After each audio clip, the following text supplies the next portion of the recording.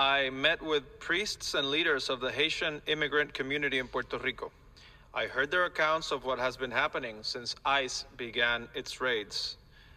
The stories were devastating and demoralizing.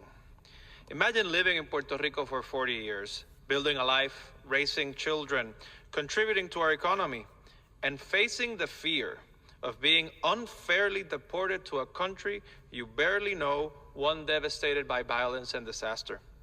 Imagine being a documented resident of Puerto Rico and being placed under arrest simply because you looked or sounded like an undocumented immigrant.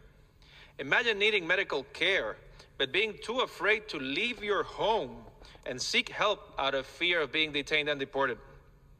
This is not justice.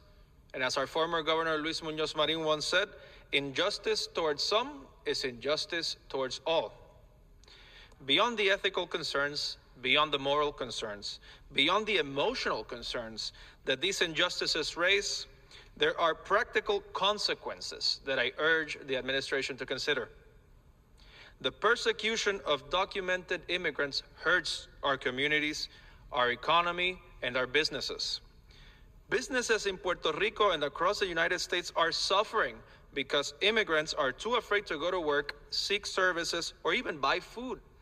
I've heard stories of construction workers who don't show up to work, of local restaurants that have suddenly changed their business model from dining in to delivery.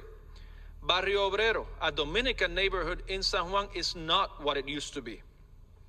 We are doing our best to protect immigrants and ensure they are treated with dignity and respect.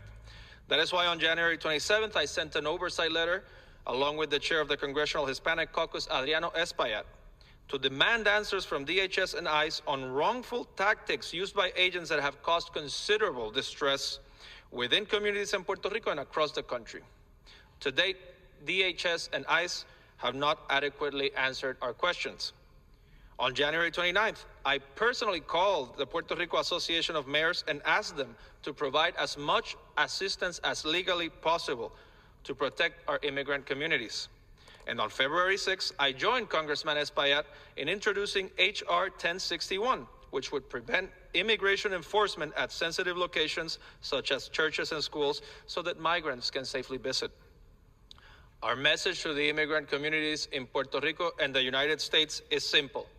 You are not alone, and we will keep fighting for you.